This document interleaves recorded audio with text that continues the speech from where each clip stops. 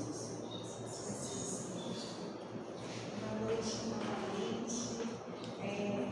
Nós vamos estudar hoje o capítulo 14 do livro Primícias do Reino, que é intitulado como A Mulher Mormoíça. Falar da mulher mormoíça é lembrar das mulheres dos ditos e feitos de Jesus. Boa noite, Marcinho. Então, quando a gente fala sobre a mulher mormoíça, a gente pensa logo na situação da mulher daquela época. O que significava a mulher naquela época, né? Então, as mulheres da vida do Mestre Jesus, elas todas têm um significado muito grande para a gente. A espiritualidade amiga vem nos inspirando a fazer um trabalho com as mulheres da vida de Jesus, relacionando as mulheres com os chakras. E eu fiquei pensando como é que eu poderia fazer essa relação, né? Mas sim, tem muita lógica essa relação. Só a gente pensar que a Mãe Santíssima, o coronário, né? Tem muita lógica essa relação. Então a mulher mormoíça é uma delas. E como toda a construção de Amélia Rodrigues, ela, como a gente sempre fala, né? Ela reparte a história. A história começa assim, tem 3 partes esse conto. Começa com o fim, que é o Gólgota, que é o momento em que Jesus foi crucificado. Começa com a percepção da mulher mormoíça, que se chama Verônica. A Verônica, ou Berenice, mas assim, eu ouço mais falar a Verônica. Então, é a percepção da mulher mormoíça da cena da crucificação. O que é que aquilo significou para ela? Então, a Amélia faz essa narrativa na percepção dela. Aí a Amélia dá um corte. E aí a Amélia conta a história da mulher mormoíça. Em que contexto ela encontrou com Jesus. Depois faz outro corte e conclui com a mulher, como se fosse a percepção da mulher mormoíça no final do Gólgota. Então a Amélia brinca um pouco com o tempo, com o espaço, faz essa construção e parece que a gente está assistindo uma novela, sabe? Não tem nas novelas não tem esses recortes, os filmes vão e voltam. Então é bem interessante isso. E me emocionou, né? Como sempre, quando a gente mergulha nesse estudo, né? São fortes emoções. Mas a gente vai começar da história dela. Eu não vou fazer esse recorte, depois eu volto. A gente vai começar da história dela. Como eu falei, uma mulher naquela época tinha pouco significado. A mulher era mesmo a ponto de ser comparada aos escravos, às pessoas escravizadas, a ponto de ninguém falar, se dirigir a uma mulher na rua, não ter voz, né? A submissão total. Era a construção de uma sociedade bem patriarcal na época, mas uma submissão total. E na lei mosaica existe umas recomendações em relação ao ciclo menstrual da mulher. Então a mulher, quando está menstruada, ela não pode ser tocada. Ninguém pode sentar no lugar que a mulher senta. Ela é considerada impura.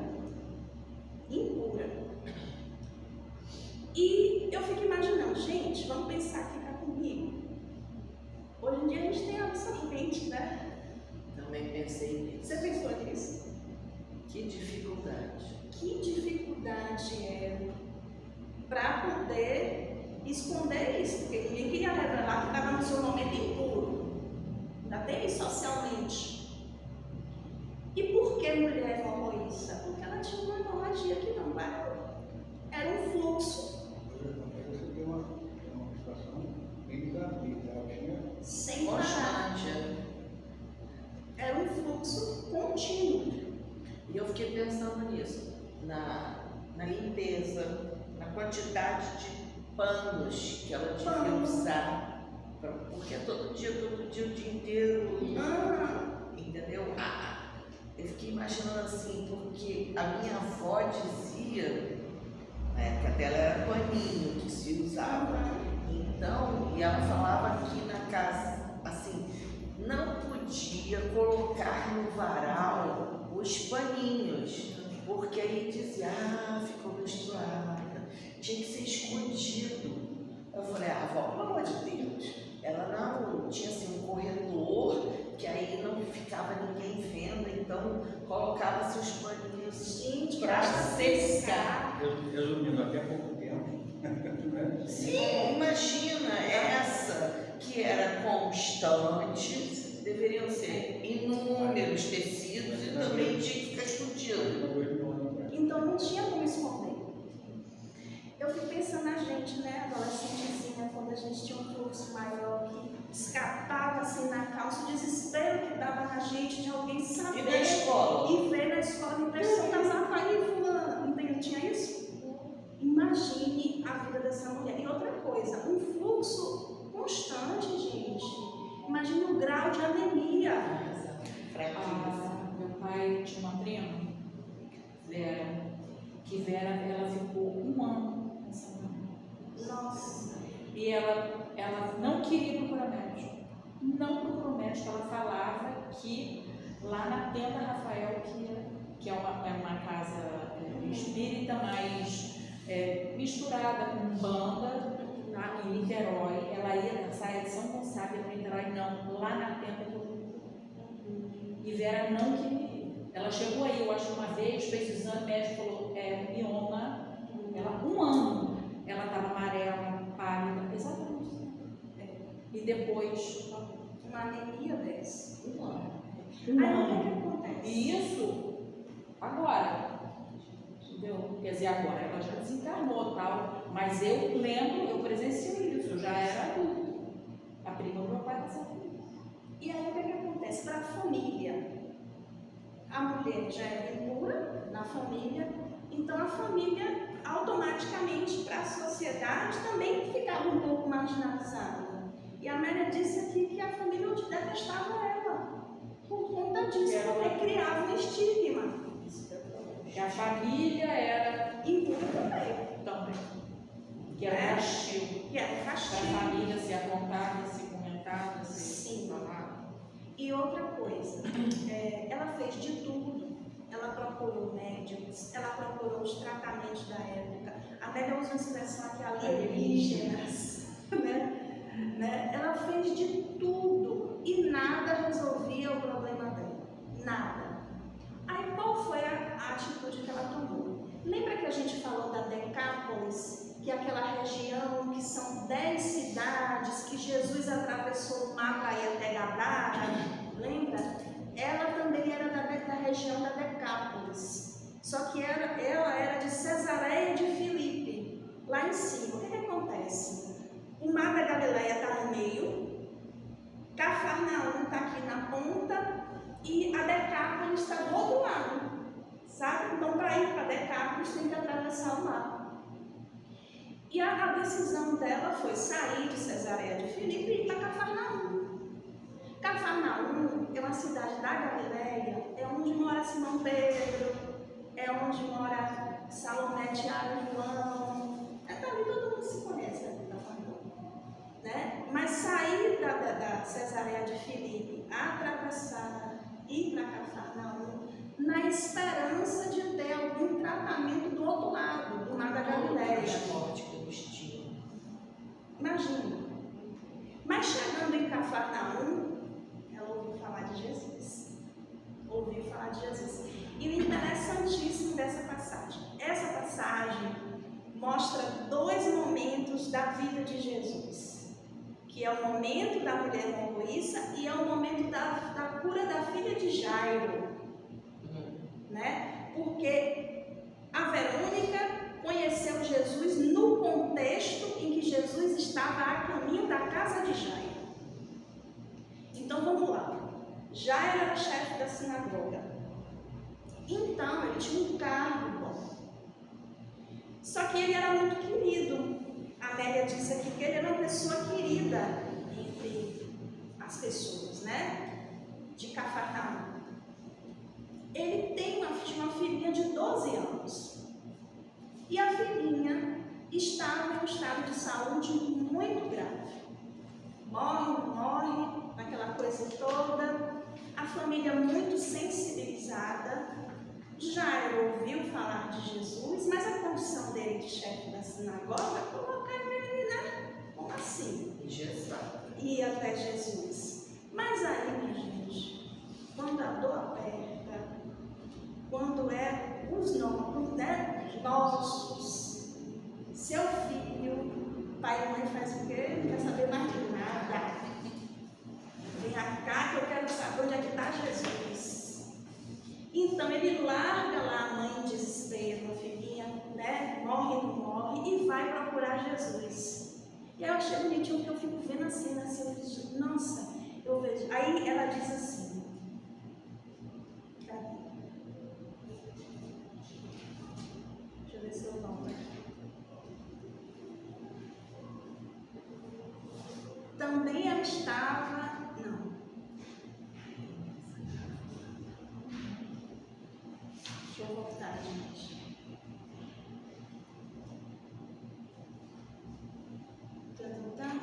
Que me ajuda.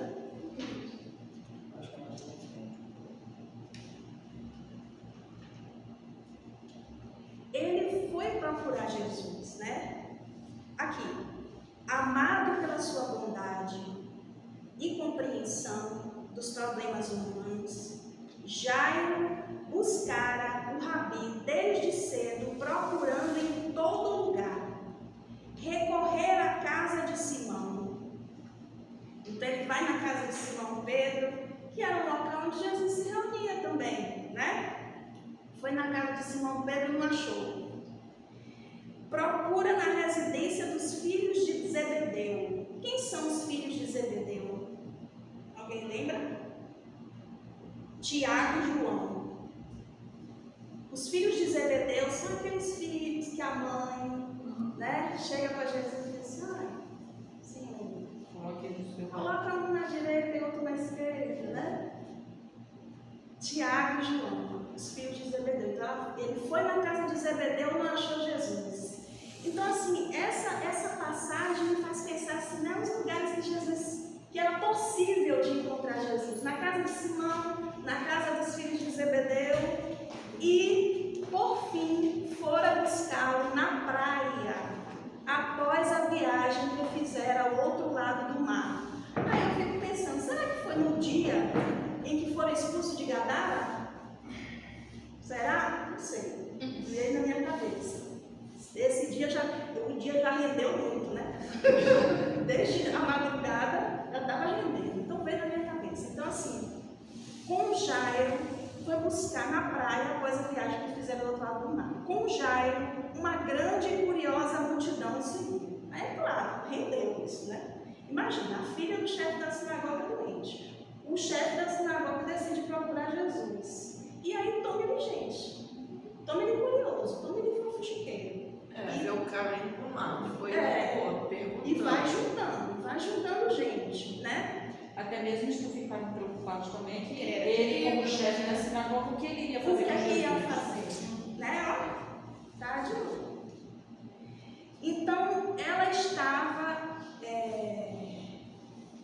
E o que acontece? A menininha é um caso muito falado. Isso aí vai render outras explicações em outros pontos. É um caso de catalepsia. Vocês já ouviram falar em catalepsia? É uma condição que a pessoa aparenta estar morta. Então acontece, até a decomposição mesmo chega a acontecer, mas não está, né?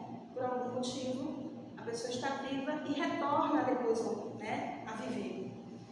Há casos de gente que é enterrada assim, achando que está morta, e quando vão fazer, né, depois a negociação, A pessoa tá vê virada. marcas de unha no caixão. Uma coisa Sim, eu lembro. da nossa época, né? Sim. É quem? Isso aqui é lá Cardoso, eu lembro. Ou então, gente que está no velório, está ali todo mundo no velório, imagina que a pessoa leva. Ai, que seja assim, né? Seja assim. Antes de jogar terra em cima, né? Não é? Fechar o negocinho lá. Mas a condição espiritual é um afastamento, não há um desligamento dos laços que unem o espírito ao corpo. O espírito continua ligado ao corpo, mas afastado. Então, esse é o caso da filha. É porque baixa o batimento, os sinais vitais, eles são muito reduzidos. Por isso que é recomendável o velório, Para dar prolongado, depois a dinâmica de fazer os exames, né, para ver os sinais vitais, eletroencefalograma, essas coisas, para ver se tem as funções ali. No caso de Lázaro também. No caso de Lázaro também. Aí, Thalita, por isso que eu lembrei de você, porque a famosa cena que ele chega para a menina, pega na mão da menina e fala: menina, levanta. Então, só que é Thalita Cum, né? Eu conheço essa nome, Meu avô me matava. tem a ver com essa história. Então, o que acontece? O encontro com a Verônica encontrou Jesus nesse contexto, onde estava a multidão atrás de Jesus. Jairo encontra com Jesus, pede que Jesus cure a filha dele. Então vai Jairo, Jesus, os discípulos e a multidão. Aí quando chega lá no bequinho apertado, todo mundo passando de vez pelo bequinho, ela está lá, né? E ela vê a oportunidade de falar, tocar, mas assim, naquele contexto todo mundo já conhecia ela, sabia que ela era impura, né?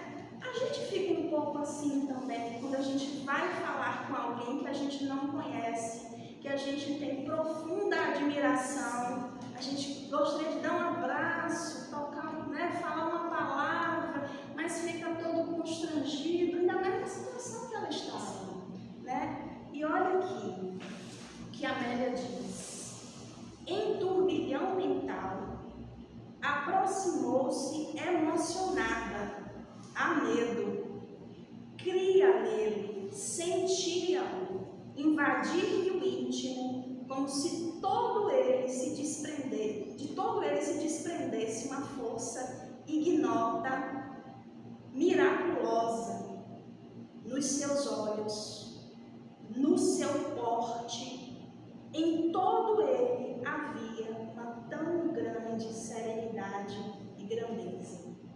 Gente, isso aqui é muito importante. Por que eu acho importante? Eu não sei se vocês veem, eu faço um áudiozinho todo dia de manhã, eu edito as imagens, e o processo de editar as imagens e escolher as figuras que tem Jesus, para mim é o processo mais importante do áudio, porque eu plasmo Jesus na minha tela mental. Então, quando a Amélia descreve assim, o porte, o olhar, a figura, então eu preciso trazer, eu sinto, né, a necessidade de trazer Jesus, e isso aproxima. Não é mais aquele Jesus crucificado, é um Jesus disponível, perto, não é um mito, ele existe nas nossas vidas. Então a gente tem que trazer isso para cá, né?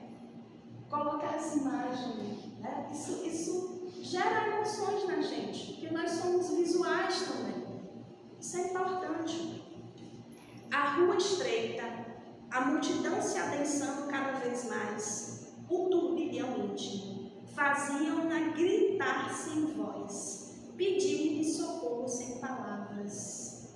Então ela já estava ali mobilizando nela tudo que ela queria, não precisava nem falar.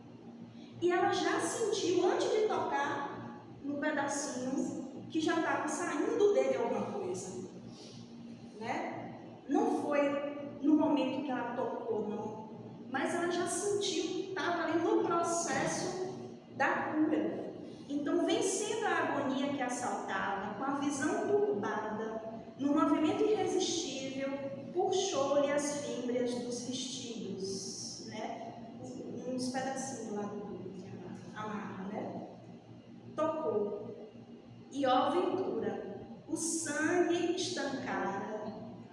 De toda ela experimentou uma estranha e inusitada sensação. Ainda não recuperava equilíbrio e ouviu indagar: quem tocou nos meus vestidos? Gente, ele sabia, né? Ele sabia quem tocou nos meus vestidos. E aí, engraçado que os discípulos, né? Eu fico imaginando, eu falo sempre de Simão Pedro, né? Mas como assim? Uma multidão dessa, empurra, tá cheio aqui. O senhor está perguntando quem te tocou? Não é mesmo de gente tocando? Mas não era esse toque que ele estava. Não era esse. Né? Então ele olhou, deu ao derredor como a procurar. Gente, imagine a cena. Ele parou, perguntou quem tocou nos meus vestidos. Na agonia, no empurra, ele para e começa a procurar.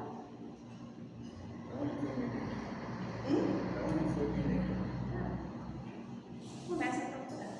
Nesse momento, atirou-se aos pés e bradou. E ela diz: fui eu, Senhor, que era desgraçada. Sabia que em tocando tuas vestes poderia recuperar minha saúde. Né? Gente, ela fez o movimento. Já é uma fala de que ela já estava curada. Já está. Sentiu o sangue na hora que ela tocou. Assim, quando ela sabe que Jesus está vivo, né, e ela sentir a possibilidade de Jesus curar ela começa a se preparar, porque ela já estava debilitada, ela já estava, né, anemia, estava sem força, sem, né, desesperançada. Qual foi aquela palavra que a gente leu semana passada? Que a pessoa já não, porque a pessoa já não se acreditava mais. De sensibilizar. De sensibilizar. Ela já devia estar nesse processo que você já não tem jeito mais para mim. Agora vamos trazer para a vida da gente. Gente, ela estava muito debilitada, muito doente. Ela saiu da cidade dela. Ela foi para uma cidade que não era a cidade natal dela, que tinha que atravessar o mar. Ela viu a multidão. Ela já estava esperando por ele, por aquele momento, em algum contexto. Ela se enfiou no meio do empurra. Sabiam que ela era impura.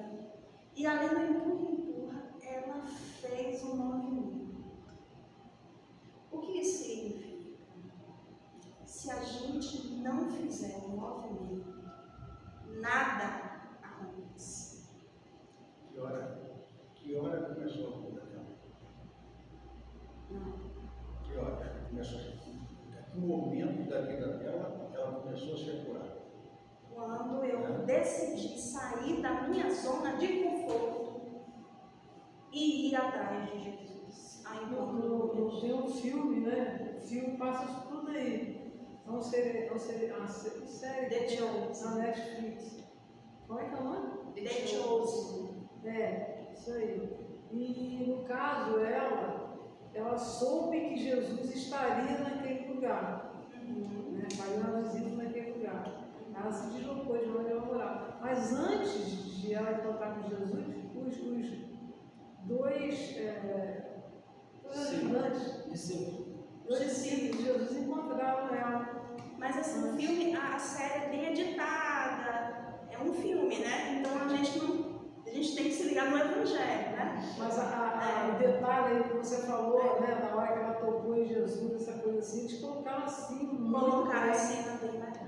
E quando Jesus perguntou quem me tocou, ela ficou muito assustada, porque seria acusada de ter tocado, né? Então, essa cena é muito emocionante, porque ela não esperava que fosse tratar ela tão bem, né? Seria curada. Então ela saiu da cidade dela, ela saiu da zona de conforto. Ela não ficou. Quem é que vai me salvar aqui? Será que Jesus... Quer dizer, era uma zona de conforto, sim, era uma zona de conforto, entre aspas. Desesperança. Ela já não tinha mais esperança, ela estava totalmente, entendeu? Conturbada onde ela estava. Então ela tinha que se movimentar, ir para onde fosse para poder se curar. E ela acreditava. Na vida da gente não tem momentos que aperta o cerco tão grande que a gente fica assim, se eu não fizer, vai dar ruim. Se eu fizer, eu não tenho a certeza. Mas eu preciso fazer. Não é garantido. Porque senão nada vai modificar. Então eu tenho que fazer esse movimento. Eu não vou ficar aqui só do céu aberto. Gente, porque ainda existe muito esse pensamento da salvação, esse pensamento da barganha. Ah, mas eu faço tanto, eu vou lá no centro espírita, né? Eu estou toda semana lá no estudo, eu dou um passe, Eu faço caridade tomo água frutificada, quando me pedem, eu ajudo o na cesta, quando sobra uma coisinha aqui em casa, eu dou, né? Por que nada aconteceu na minha vida ainda? Porque ainda não entendeu que não é uma barganha. Ninguém pode barganhar com Deus. Nós somos artífices do nosso próprio destino. Eu preciso me movimentar, fazer o esforço, vencer convenções sociais, sair dos meus privilégios, de posses, de títulos, de funções, de intelectualidade e só ser humano. Estabelecer prioridades. Estabelecer prioridades. É aquela coisa de barganhar toda a vida. Me acho uma pessoa caridosa. Nasci em berço espírita, que tem isso. Nasci em berço espírita, tá salvo já. Imagina. Casa espírita. Coloquei um texto essa semana. Casa espírita é fluxo, não é depósito. Então eu não posso acreditar. Bom, uma vez uma pessoa chegou assim para mim e falou assim: mas você já faz tanto. Aquilo me soou estranho e incômodo, porque assim, às vezes a gente toma uma coisa como prioridade na nossa vida porque as pessoas não sabem o que a gente era antes dessa prioridade, como a gente vivia antes dessa prioridade, que a gente tomou e assumiu para a nossa vida. É não querer mais viver aquilo. É saber que existe uma vida diferente, possível, plena, mesmo com os desafios, mesmo com as doenças, mesmo com as dificuldades de relações interpessoais. Mas eu escolhi isso. Então eu não estou quando a gente vai e faz um movimento. Fazer palestra, gente, pelo amor de Deus. Ah, você é palestrante. Para! Sabe o que é a palestra? Palestra é assim.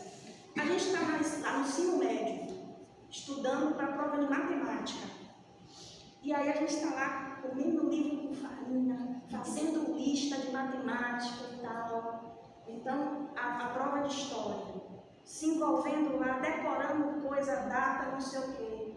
Aí, sabe o que é a palestra? Você precisa de um amigo seu que estuda junto, vamos estudar junto aqui, ou do pai, da mãe, ou do irmão mais velho. Ele falou: não, toma aqui, faça aqui essas perguntas para mim, para ver se eu consegui aprender. Aí, a pessoa faz a pergunta, e eu começo a dizer: o ano não sei o que, não sei o que, não sei o que, tal, tá certo? Tá. Não sei o que, não sei o que, tal, tá certo? que a espiritualidade lhe dá de uma alma rebelde, osso duro de roer que você é. A espiritualidade lhe dá essa oportunidade. Vai, minha filha, a gente está abrindo aqui o caminho para você estudar. Agora estude, viu? Para não passar vexame. Estude. E lá na palestra, tenha a oportunidade de compartilhar o seu estudo. Agora tem uma coisa. A prova vai acontecer. Vamos ver se você passou? Vamos ver se você está falando o que você está dizendo aí? Porque senão está feio, viu? É isso, minha palestra. Aí fica palestrante, fulano e tal, todo mundo querendo botar tapete vermelho. Para! Aqui é um grande hospital. Somos doentes. Imagine a casa espírita, uma sala de pronto atendimento, uma UPA de emergência.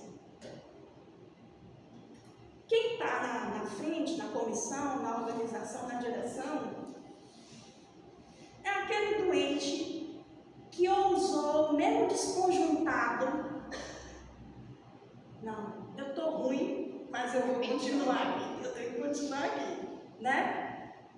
Quem está sentado é aquele doente que está ali na emergência, sabe? Que precisa do remedinho para dor, para aliviar aquela dor que está aguda, e que o Evangelho é o remédio. E aí, quando estabelece um frescor, estou melhorzinho, já consigo, né? Me levantar mais um pouquinho. Tenha a consciência de sair do seu lugar de espectador e vir trabalhar. Esse é o tarefeiro. Não é frequentador de casa. Se já existe a possibilidade de que já tomou o remedinho, já teve um frescorzinho, vamos trabalhar. Aqui tem a expressão levar um chefe? Não. Quando eu me formei em nutrição, eu queria muito atuar no centro de saúde como nutricionista, né, voluntária. Então, quando eu cheguei lá, as meninas gostavam muito de mim, né, que trabalhavam lá. Aí a gente vai de jaleco, não sei o quê. Aí só o vestido branco já é doutor, né? Não tem isso? Já é doutor, não sei o quê, não sei o quê. Aí quando eu sento na mesa, né? Remedinho, né? Quem é doente aqui é você. Você está precisando desse remédio que é servir os clientes aqui. É um lugar de noite. Você está precisando disso. Então, ter essa consciência. Então, mentalmente eu tirei o meu jaleco e entendi.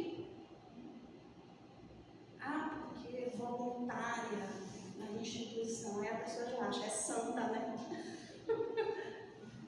É santa. Não. E graças a Deus que existe essa possibilidade. Então, sair desse papel do vem a nós e começar a verbalizar o vosso reino. Então, é nesse movimento que a Verônica faz, de ir até o Cristo, tocou nas vestes. E olha só, ela volta para a cidade natal dela, Cesareia de Filipe, né?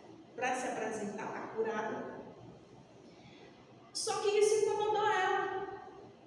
Conheceu Jesus, é o que eu estou falando agora. Conheceu Jesus e conheceu Jesus.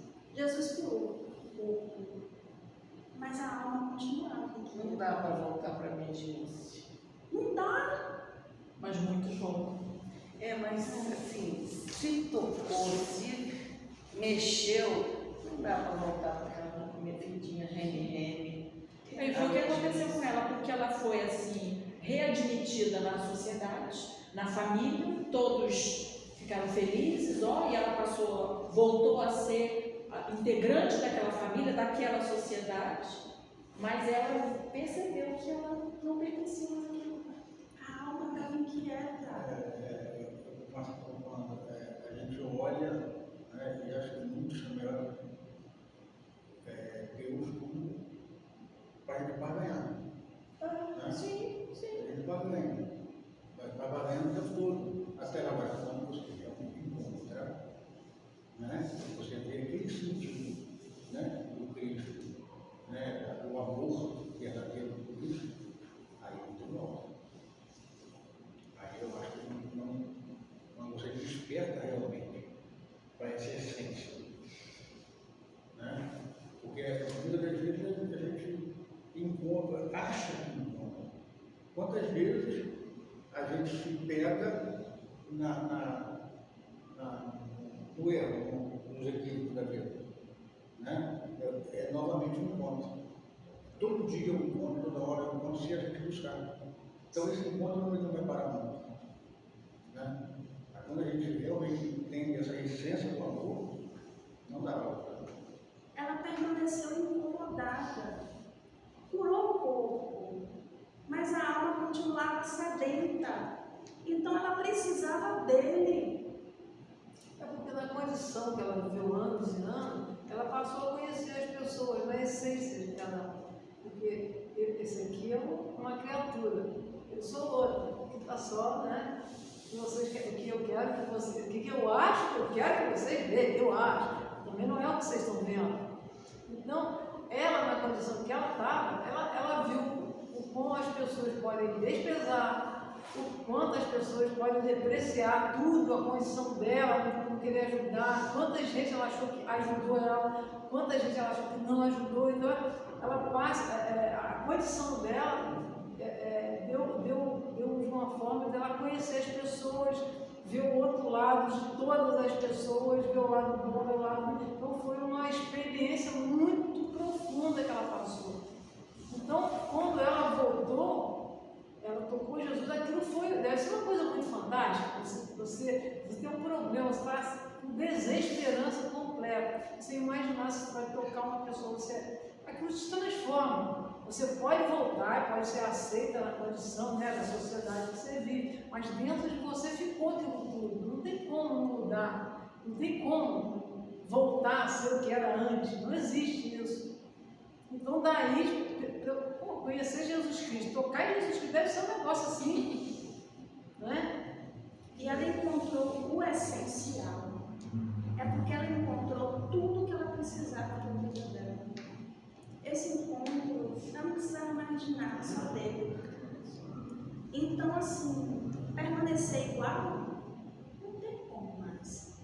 Aí o que foi que ela fez? Ela abandonou os sítios dela lá, foi para o lado de Cafarnaum e começou a seguir nas pregações da praia, nas pregações do monte. Então, me seguir Jesus. Seguir Jesus. E ali ela já estava se transformando, né, por dentro. Seguindo por toda parte, não ignorava os que o detestavam e no coração temia por ele. Então, assim, olha o cuidado, porque ela passou a amar Jesus. E quem ama, cuida, né? Quem ama não quer que aconteça nada de ruim. E ela via as intrigas farisaicas, ela via a crocodilagem, ela via tudo isso. Então ela temia por ele. Aí entra a cena do Gólgota, né? Quando ela soube que Jesus, né, o coração arrítmico constrangia-lhe o peito e o ar que aspirava pesado parecia carregado de fumo. Angústia incoercível dominava o espírito desde as vésperas. Ela soube que Jesus foi aprisionado. Pegaram Jesus. Imagine para alguém que a gente ama tanto, você saber pegar uma pessoa que você ama muito, mais que tudo na sua vida, e começar a fazer as atrocidades com essa pessoa.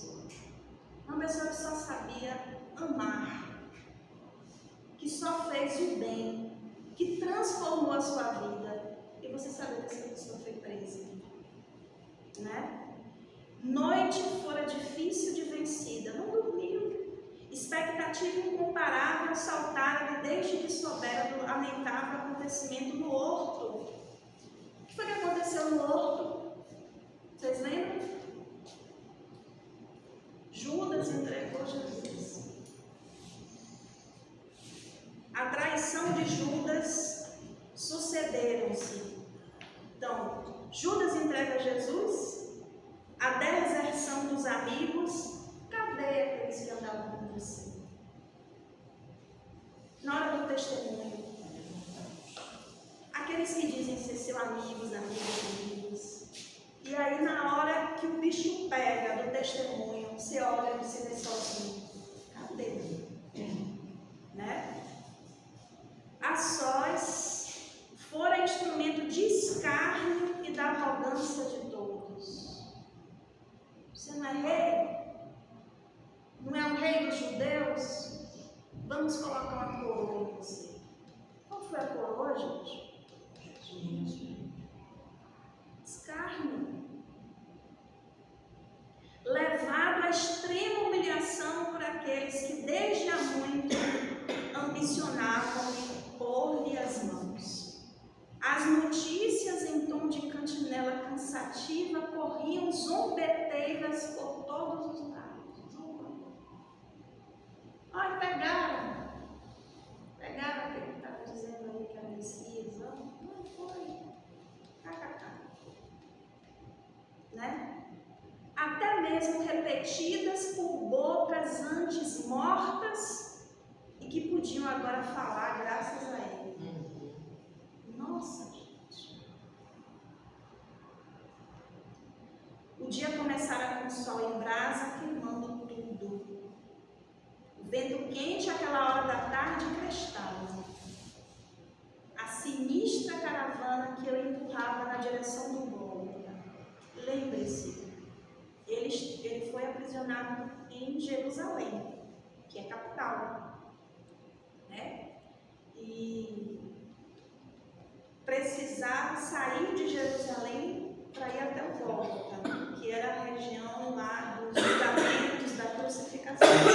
Sai de Jerusalém, Monte da Caveira, e atravessa, que havia crucis, até o Gólgota.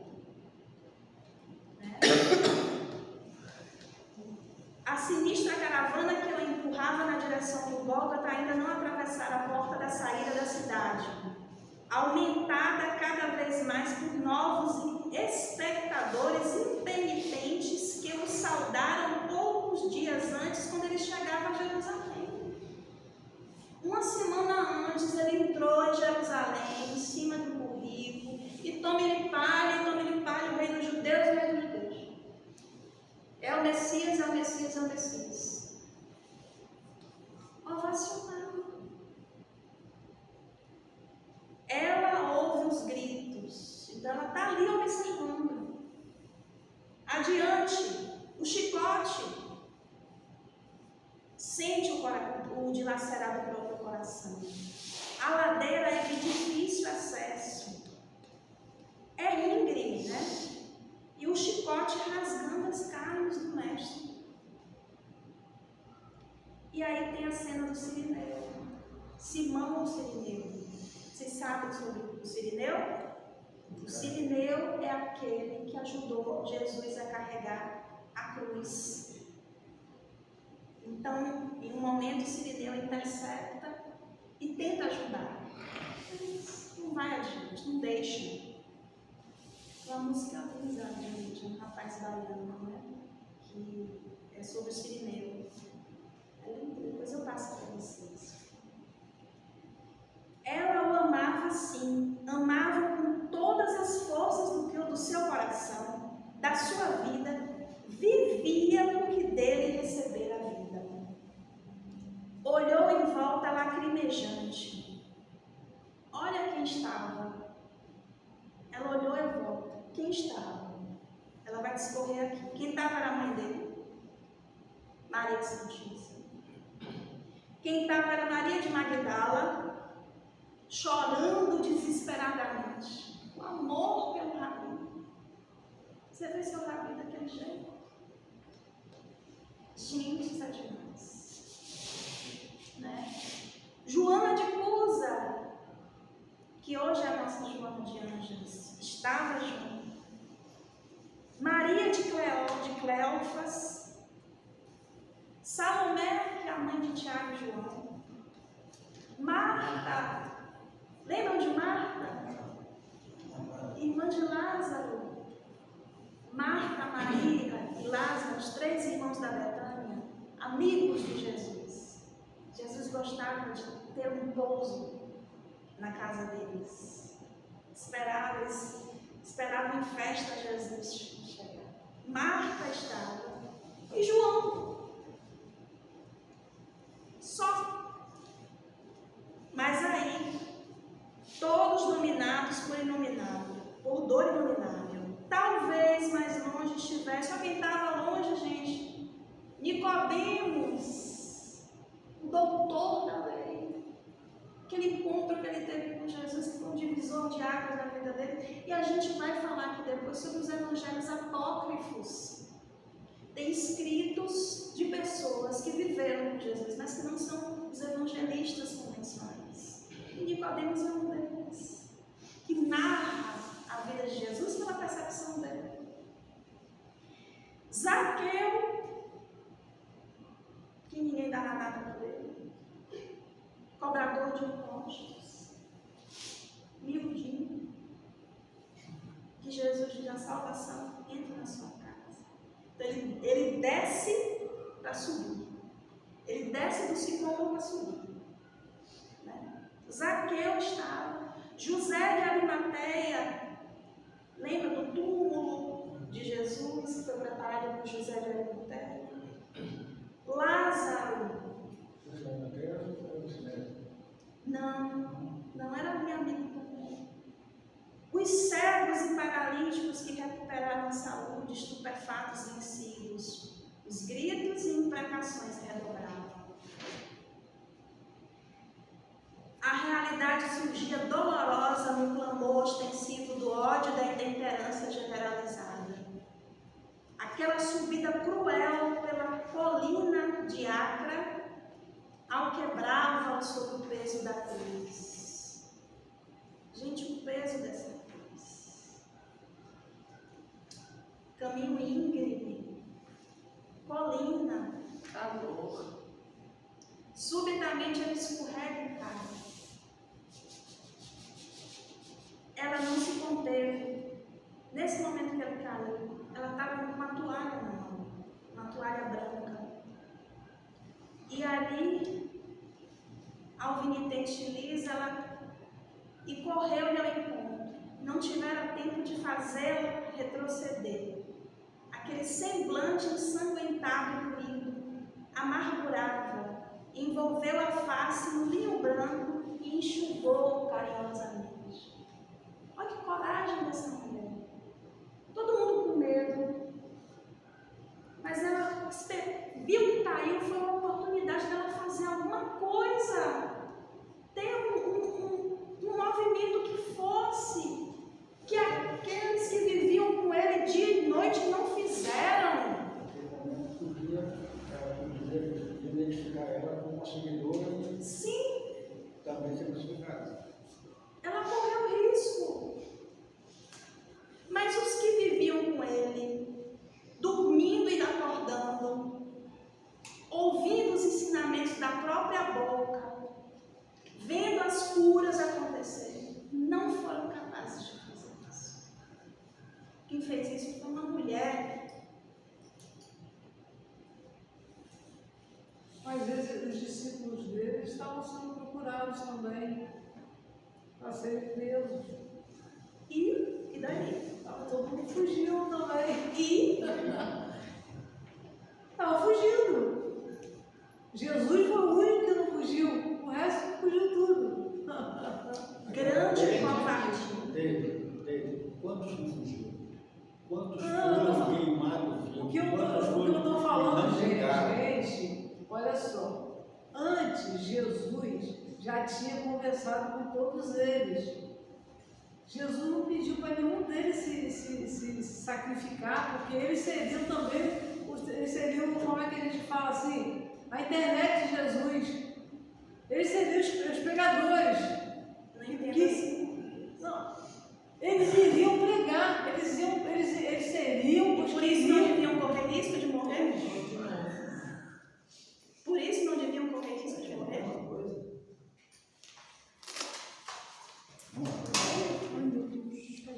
Vamos continuar. Acabou a luz de cedo. Então, covardes,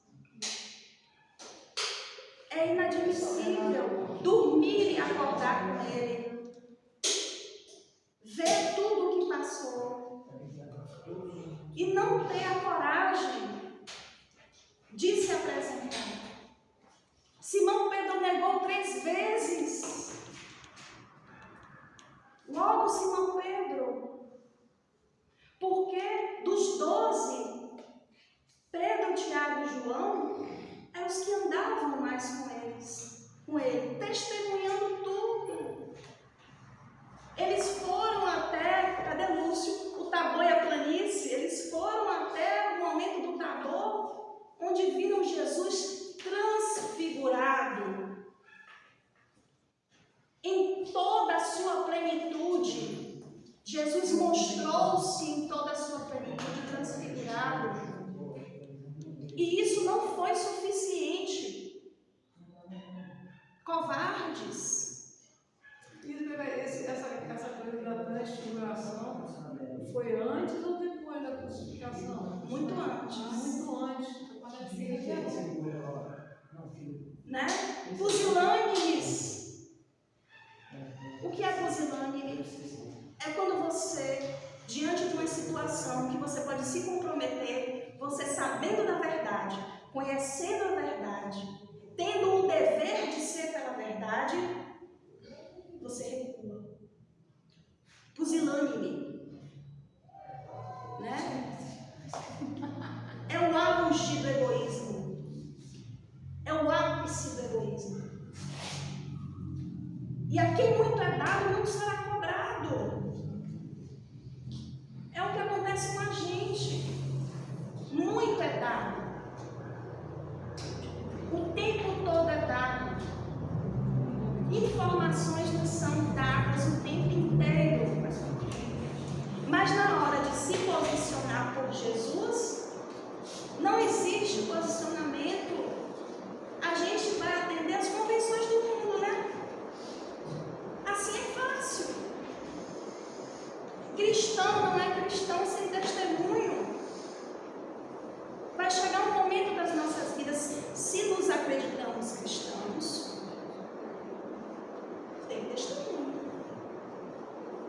Vai ter dificuldade no caminho, vai ter dor no caminho, vão ter perdas, porque é preciso perder para ganhar.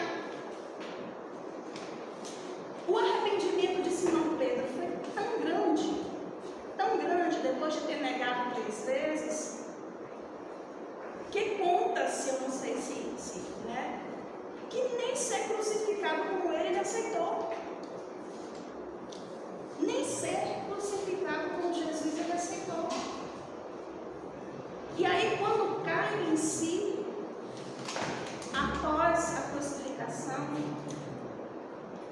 após a volta de Jesus redivivo, caiu em si, e aí vem aquele movimento dos cristãos primitivos, que a gente fala sempre, dos cristãos que entram nas arenas para serem devorados pelos leões, cantando hosanas.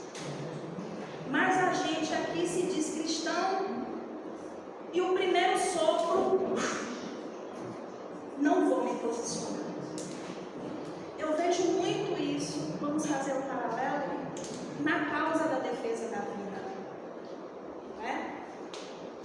Esse assunto aí é um ponto nevrálgico da sociedade. Isso aí eu não comento, não. Isso aqui eu não me posiciono.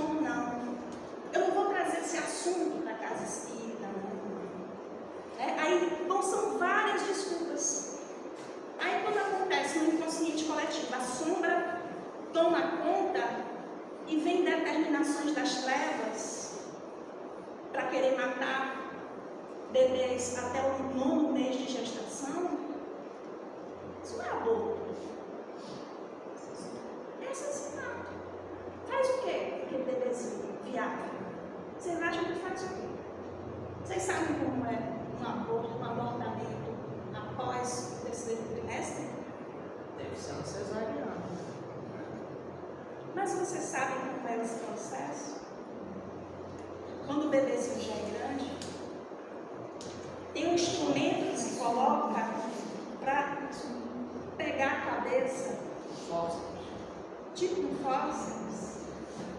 E aí quando se toca a cabeça, para poder puxar o resto do corpo, enfim. São vários tipos, dependendo da idade de gestação. Você sabe o que é uma injeção letal no coraçãozinho? Pelas mulheres. Gente, esse assunto me tira do sério. Porque tem a ver com isso aqui. É negar Jesus. Eu estou aqui, tendo consciência de tudo, me dizendo espírita. Quando eu vou me posicionar,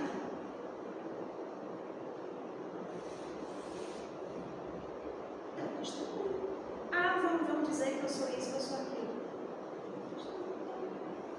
Plena de minhas convicções enquanto cristã. Eu sei as minhas convicções enquanto cristã. Então, é necessário posicionar-se. Nós espíritas somos muito omissos, covardes, porque os nossos irmãos católicos se posicionam.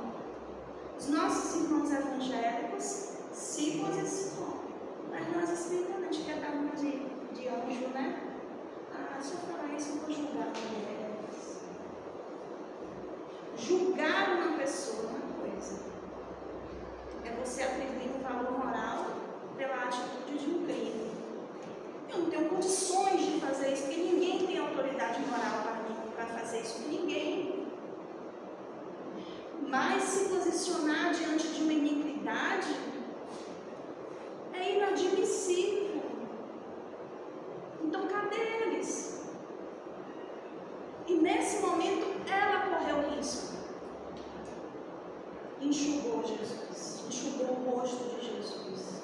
E ela ainda gritou para todo mundo: vede, vós que passais, atendei-me. Para com isso, gente, para, né? Ela fez um movimento. Então, olha, ela fez 2 movimentos maravilhosos: o movimento da cura e o movimento de honrar o Rabi. E é isso que ele espera da gente. Não menos do que isso. É isso que ele necessita da gente. Essa entrega, isso se chama fidelidade. Eu vejo o Divaldo falando um pouco sobre isso, né? Que as pessoas ficam, né? Sua missão já acabou, sua missão isso, já fez muito, né? E agora? Não acabou ainda, não desencarnou. Até o último momento, eu posso correr o risco de não ter fidelidade. E tudo que eu fiz lá atrás, fidelidade é fidelidade até o fim. Até o fim. Não importa. Bem-aventurados os que são perseguidos, caluniados por causa dele. Não importa. Isso é ser fiel até o fim. E ela foi fiel. E aí é o que a Bíblia diz, né?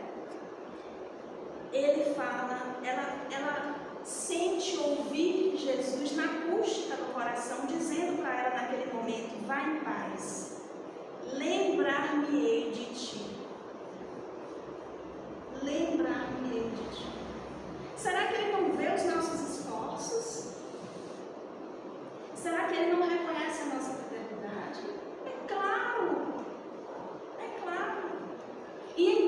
envia os seus emissários celestes para nos dar suporte em qualquer empreendimento bem de interesse do mestre. Ah, mas eu não vou fazer isso aqui não, porque eu não sei como é que o recurso vai chegar. E aí eu faço o quê? Tererê. Só se movimenta. Só tira a poupança do lugar e se movimenta com real fidelidade. O recurso chega. O recurso vem. O recurso é viabilizado. Gente, eu vou te falar o que aconteceu anteontem. Eu estava no telefonema com uma amiga. E ali no telefonema com a amiga, daqui a pouco entra outro telefonema de outra amiga, dizendo assim: Márcia, tem uma situação aqui difícil. Eu sou fisioterapeuta de uma UPA, e um amigo meu que está aqui passando fome, ele veio aqui porque não está com fome, não tem recursos, está com um problema no coração sério, não sei porquê, ele não conseguiu se afastar, está sem trabalho, mora sozinho, e ele está aqui internado porque ele está com fome. Essa amiga, aí eu comecei a ver a cena do rapaz. Quando ela falava, eu vi a cena do rapaz e eu disse: é real. E aí eu falei assim: eu não sei como, mas a gente vai dar um jeito. Desligo. Aí a amiga que eu estava no telefone entra no telefone, não, entra de novo na ligação. Eu disse: amiga, porque outra amiga me ligou e me contou isso aqui de um rapaz, eu acabei de ver a cena. Aí o que é que está precisando? Uma cesta básica. Agora com proteína, uma cesta mais robusta. Fique tranquilo, a gente vai providenciar. Gente, já chegou a cesta na casa do rapaz. Num telefonema, olha como a luz faz. Num telefonema com essas duas que eu estou conversando aí, vocês que estão conversando aí, elas, se a gente pedir, elas vão vender. Isso se chama fidelidade. Aí se eu dissesse: não, não vou fazer o movimento. Eu não vou fazer esse movimento. E se lá com ele, eu já faço o trabalho para me secar. É assim, eu já dou minha cota. A minha cota eu já dei. Eu já fiz tantas palestras no mês, já dei minha cota. Já conduzi um estudo aqui, um estudo ali, já dei minha cota. Não é assim. Isso aí também mostra quando a gente vai. Sim, é estar em prontidão. Então o que é que acontece? Logo depois, olha o que ele disse, porque as mulheres tudo chorando, Senhor, Senhor, tudo chorando. Olha o que ele disse: filhas de Jerusalém, não choreis por mim, chorais antes por vós mesmas e por vossos filhos. Dias virão amargos e terríveis, em que clamareis: bem-aventurados as estéreis e os ventres que não geraram e os peitos que não amamentaram. A gente está vivendo esses dias. Tem dúvida disso? A gente acabou de sair da pandemia. Clamareis aos montes, cai sobre nós, cobrimos. Porque se ao madeiro verde fazem isso, que se fará o seu? Vocês já pegaram um pedaço de planta verde e tentaram partir? É fácil partir? Não. Agora, se você pegar um pedaço seco, parte, né? Nós somos os madeiros secos. E se ao verde fizeram isso, imagine o que é que isso não faz aos secos. E aí, o que é que acontece? Aos pés da cruz, rememorando os feitos, ela lembrou das palavras dele. Ela lembrou dos momentos que ela seguia Jesus nas pregações, e ele disse: e eu, quando for levantado da terra, todos atrairei a mim. Ela desceu o monte e saiu